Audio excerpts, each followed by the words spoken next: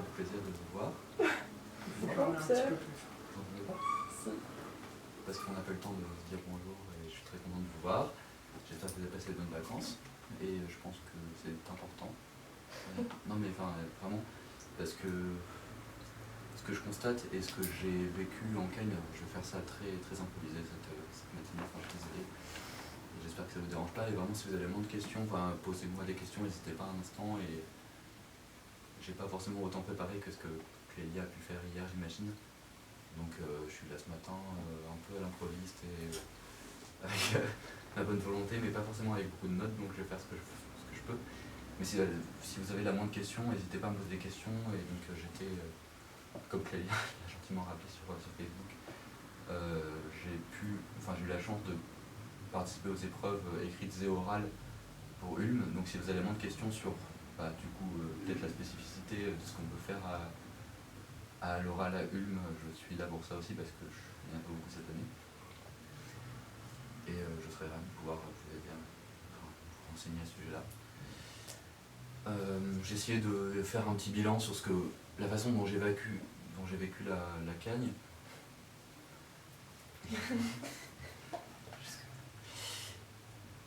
Et ce que j'ai constaté, en arrivant en carré, c'est que l'année Cagne n'était pas forcément plus difficile que l'année Hippocagne. Étrangement, et c'est pas forcément, j'espère que c'est pas un point de vue uniquement personnel et que je me fourvoie totalement. Non mais c'est particulier, c'est différent, mais il me semble que, en tout cas, il y a beaucoup de gens qui ont progressé tout au long de l'année et qui se sont avérés de très bons élèves en fin d'année qui forcément n'étaient pas forcément attendus en début d'année comme étant la tête de classe et tout ça. Et ce que j'ai remarqué, c'est des grandes surprises en fait, et je voulais insister très rapidement, avant d'entrer dans les détails de ce que je voudrais vous raconter aujourd'hui, sur l'aspect hasardeux de cette année. Et je voudrais, parce que c'est ce que j'imagine, aimé entendre en début d'année dernière, avant même de commencer, c'est que l'année de Cagne me semble hasardeuse. C'est facile de dire ça quand on a raté les concours et que du coup on se sent... c'est facile de dire voilà, c'est le hasard, et c'est les études littéraires, il y a une grande part de hasard. Mais pas seulement, il me semble que en fait vous allez entrer dans un monde où il y a des attentes très précises. Des attentes du concours avec des critères de sélection qui ne dépendent pas seulement de ce que vous pensez savoir, ni même de ce que les profs pensent savoir par moment. Et ce qui arrive, c'est que vous n'allez pas forcément comprendre vos notes. Et contrairement à l'Hippocagne, c'est l'impression que j'avais en Hippocagne, c'est que finalement, il fallait, pour avoir des bonnes notes, prier, pour avoir des bonnes notes, faire ce qu'on pouvait dans tel moment. En Cagne, il me semble, et j'espère que les cubes me contrediront pour pouvoir alimenter le propos et essayer de lancer la discussion, mais j'ai l'impression que les critères sont très précis, qu'on met du temps à les saisir parce qu'ils ne sont pas forcément bien définis par les profs, mais qu'il y a pas mal de progression des élèves au niveau tout au long de l'année. Et j'avais été beaucoup surpris en début d'année par le niveau des cubes, pas au sens où j'ai trouvé forcément d'une excellence supérieure et inatteignable, mais au niveau des notes, il y avait un gouffre,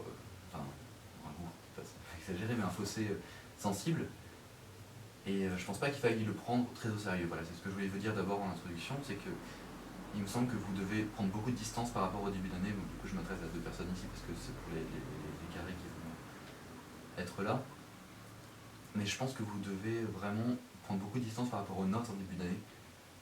J'espère que tout va bien aller et qu'il n'y aura pas de soucis, mais même pour les meilleurs élèves, je crois qu'il y a eu quand même pas mal de déceptions et de chutes à ce niveau-là. Et c'est simplement l'effet en fait d'une acclimatation qui prend un peu de temps et qui n'est pas du tout de l'ordre de l'intelligence personnelle, de la capacité à produire des critiques pertinentes sur tel texte ou que sais-je. Vraiment c'est juste l'acclimatation, comme je disais, un certain nombre de critères qui sont ceux des profs de Fénelon. Alors on ne sait pas encore si vous allez être en K1 ou K2 et les critères seront différents selon une classe ou l'autre. Donc vous allez avoir le temps de vous y faire et ce serait pas très malin de vous parler de différents profs maintenant parce que on ne sait rien et puis on verra bien comment ça va se passer. Mais je crois que vous pouvez largement prendre 2 ou 3 mois de pas parler de laisser aller, mais d'une certaine distance, voilà, vis-à-vis des notes, des cours, des profs, pour aborder la chose le plus sereinement possible, et je vous le souhaite, parce qu'avoir trop de pression serait pas forcément bénéfique. Bon, c'est peut-être des choses que vous savez théoriquement et qu'on vous a déjà dites, donc j'espère pas être trop rébarbatif à ce sujet-là, mais l'entendre redire par quelqu'un qui l'a vécu, peut-être vous change la donne à ce sujet-là, donc j'espère que vous ne prendrez pas ça trop à cœur, parce que ça a été, je crois, pour quelques carrés parmi les plus motivés, et j'imagine que si vous êtes là aujourd'hui et ce matin, vous êtes assez motivés.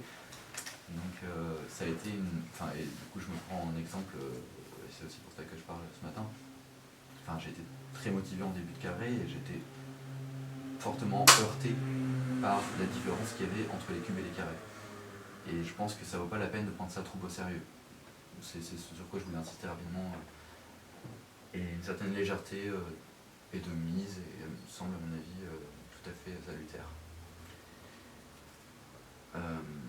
Et à côté de ça, au niveau donc ça c'est les notes pendant l'année, et je pense qu'une note n'est jamais, et pas seulement moi qui le pense, mais c'est aussi l'expérience des concours des notes pendant l'année, le prouve, une note n'est jamais définitive. Si vous avez une note qui vous déprime, et c'est facile d'être déprimé en CAI, parce qu'on se dit, bon bah, cette année je joue pour de vrai mes concours, je joue pour de vrai pendant un sens de ma vie, même si les profs le répètent tout le temps, oui, non, pas la vie, tout ça. Non mais on regarde, ça change quand même pas mal de choses à notre vie, et avoir raté pour, voilà, parce que finalement je suis dans ce rôle-là cette année et tout ça, bah, non, ça change quand même quelque chose à notre vie, et même s'il y a ce discours-là, c'est facile quand on est normalien, je trouve, de dire à un élève, bah, finalement ça change pas grand-chose à votre vie. Mais non, je pense que si tu es un normalien, peut-être qu'on ne dirait pas la même chose. Et pourtant, j'imagine qu'une certaine légèreté est de mise, et aussi il faut comprendre que c'est pas seulement au niveau des notes que le hasard intervient. Enfin, pas seulement au niveau des notes pendant l'année, mais aussi celle du concours, et on en a eu une belle expérience, je crois. Enfin, tous ceux qui ont passé le concours, je pense, j'espère ne pas dire de bêtises, ont eu des surprises je pense, du coup je vois Angelina qui se retrouvait avec un 14 en anglais qu'elle n'attendait pas vraiment, et un 9 en géo qu'elle n'attendait pas vraiment non plus, alors qu'elle était première en géo. Enfin, il y a des choses absurdes, mais pour dire ça très simplement. Et on peut être d'un très bon niveau dans une matière qu'on considère comme sa matière forte et se retrouver finalement favorisé sur des matières où...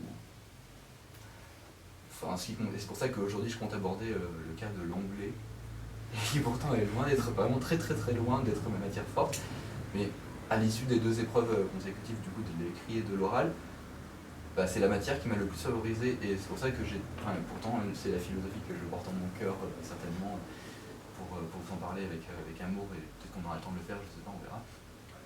Mais à l'issue des 2 épreuves, c'est l'anglais qui m'a favorisé. C'est pour ça que je m'estime plus ou moins légitime, enfin en tout cas plus que dans les autres matières, à vous parler de l'anglais aujourd'hui, parce que bah voilà, j'ai eu, je vais dire ça très clairement pour pas qu'on soit ensuite dans une espèce de flou qui fasse semblant d'être modeste, alors, mais j'ai pas eu, et encore, il y a des gens qui ont bien fait ça, mais du coup j'ai eu 18 à l'écrit en anglais et 14 à l'oral, ce qui n'est pas génial, mais ce qui m'a porté à l'admissibilité, puis pas loin de l'émission, évidemment pas si loin. Mais voilà, c'était parmi les belles épreuves, et j'ai pris beaucoup de plaisir à le faire, alors que l'anglais n'est pas du tout parmi mes matières les plus fortes. Et j'espère que vous aurez aussi des belles surprises. Alors du coup, encore une fois, je parlais au carré, parce que pour les surprises, pour les cubes, on s'en passera, on va faire ce qu'on peut, mais on va essayer de s'amuser, mais c'est moins surprenant forcément. Et j'espère que vous aurez aussi des belles surprises. Et voilà, donc cette année va être sous le sceau, et en un sens c'est beau, du hasard.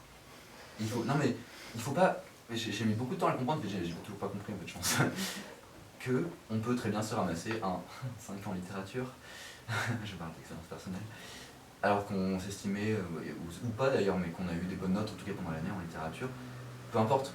Finalement, c'est cette année qui est un peu étrange. Le concours veut vous classer, et veut valoriser les bonnes copies en leur mettant des notes au-dessus de 15, et veut minoriser les copies un peu moins bonnes en leur mettant en dessous de 5. Et il reste qu'à la fin, on se sent un peu bizarre, et ça peut être facile de lâcher prise sur la prépa à cause d'une mauvaise note qu'on a reçue en début d'année. Et j'aimerais vraiment va vous permettre, si cette micro-conférence le service de quelque chose aujourd'hui, vous permettre d'éviter ce genre d'écueil et de perdre le moindre moral dès le début d'année, alors que finalement, pour un carré et même pour un cube, c'est tout à fait normal de se heurter à des choses. Et c'est pas parce que c'est l'année du concours que c'est plus important et que ça doit être absolument rédhibitoire.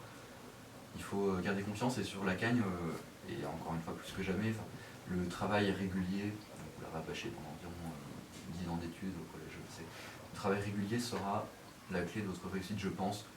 Quitte à avoir, j'en sais rien moi, si vous voulez sortir le soir, si vous voulez faire d'autres choses, c'est pas une année qui doit être, c'est pas un séminaire.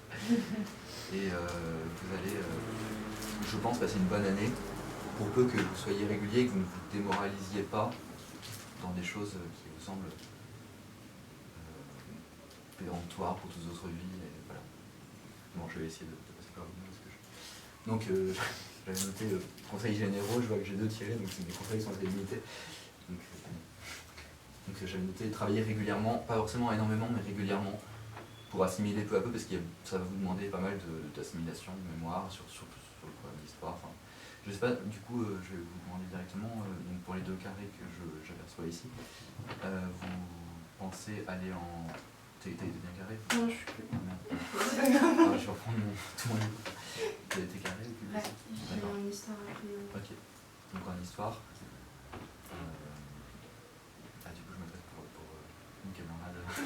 Ouais, c'est ça. Je pense que, et surtout en histoire, du coup, les épreuves en histoire sont démultipliées. Ça vaut la peine de prendre très au sérieux la préparation de l'oral, et ce que j'avais noté donc en deuxième conseil. Parce que tu vas voir qu'à FN-Mon, les profs insistent dessus rhétoriquement pour dire que l'oral c'est important, et puis finalement en cours, j'ai pas l'impression qu'on en fait tant que ça. Et on a essayé tout le temps de rattraper le gouffre qu'on avait pris, enfin le retard qu'on avait pris vis-à-vis des épreuves écrites, et pour vite oublier tout ça. Je pense que ça vaut la peine que tu t'intéresses de toi-même, enfin évidemment tu l'as déjà fait, j'en sais rien, mais voilà, de te pencher sur l'oral. On va faire des petites fiches, tu vas voir, tu as fait le nom donc. D'accord. Donc on va faire des petites fiches avec les profs d'histoire, ils vont donner des sujets très précis pour faire des articles, enfin, voilà, des fiches sur des sujets plus ramassés et plus condensés, un peu plus pointus, qui peuvent en fait donner vraiment lieu à des sujets de Ulm. Alors voilà, je sais pas, pour vous donner une idée, c'est pas grand chose, mais à l'oral en histoire, donc cette année, enfin, j'aime bien dire l'année dernière parce que c'est le coup de tout ça, mais j'ai eu donc le pape et l'Union italienne, ce qui paraît un petit peu austère vu de loin. C'était pas du tout infaisable, et pourtant c'est une sale note, mais c'était pas du tout infaisable au vu des cours qu'on a vus pendant l'année, pour peu qu'on se soit penché avec beaucoup d'attention sur les sujets plus précis, avec le seul cours d'histoire de M. Bourrel, et Madame Bob d'ailleurs par ailleurs, je pense pas qu'on avait moyen de traiter le sujet, pour être très honnête. Et c'est le cas pour beaucoup de sujets de l'oral d'histoire d'Ulm. Tu prépares aussi Ulm, ouais. Du coup. D'accord. Donc bon, j'imagine que vous avez peut-être eu accès au sujet, enfin on peut consulter le nombre de, enfin les profs généralement font ça, une petite liste de sujets qui sont tombés. Même pour la philosophie, c'est accessible dans les rapports, et tout ça, que vous avez jeté un œil pour vous faire une petite idée. Il n'y avait pas moyen, avec les seuls cours, de parler pendant 20 minutes du pape de l'Union italienne. Il y avait moyen, largement, avec les fiches que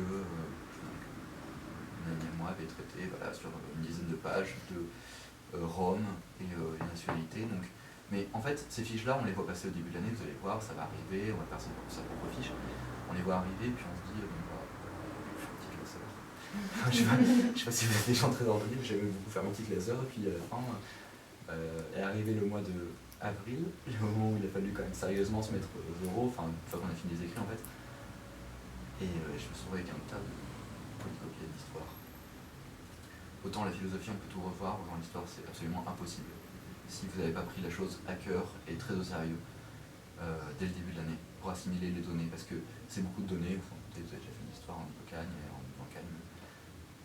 Je pense que c'est vraiment la peine de se pencher sur ces petites fiches-là, parce qu'elles sont précises. À la fois, ça permet d'apporter à une dissertation pendant l'écrit des données qui font du coup pertinentes, pointues sur tel sujet, pour peu que ça tombe, et on a toujours moyen de recaser, parce qu'on a été surpris, je pense aussi, du sujet en histoire à l'écrit, qui était d'une généralité absolument absurde, dans la mesure où on a traité pendant toute l'année des nationalités, de leurs difficultés, que là, obstacle nationalité.